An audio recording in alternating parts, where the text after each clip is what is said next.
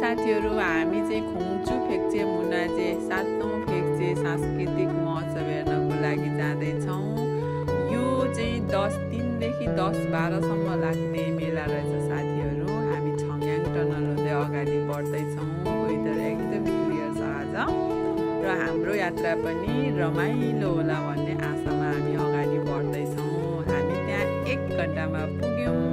गाडी पार्क गरेर बाटो क्रस गर्दै छौं। यो तल देख्ने दृश्य चाहिँ महोत्सव हुने ठाउँको दृश्य हो साथीहरु। हामी तल झर्यौं, टिकट काटेर हामी पारिपट्टि गयौं। यो व्हाइट फुलमा हामीले पहिलो भिडियो फोटो खिच्यौं। यो सेतो कलरको चाहिँ फुल जस्तो देखिने तर यो नेचुरल हैन। हामीले त्यहाँ गएर फोटोहरु खिच्यौं।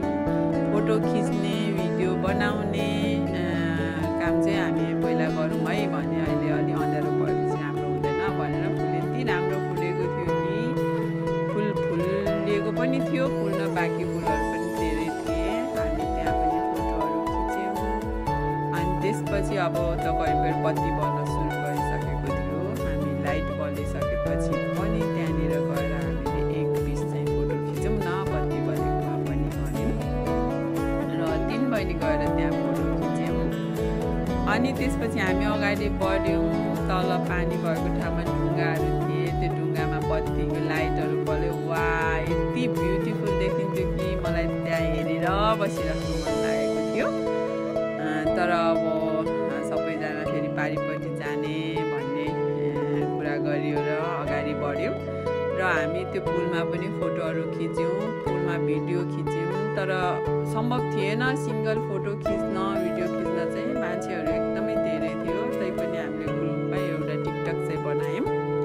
अनि हामी पनि अगाडि त्यो पुल हल्लिँदै अगाडि बढ्यौं र त्यो पुल क्रस गरिसकेपछिको माथि डाँडामा चाहिँ यस्तो ठाउँ रहेछ।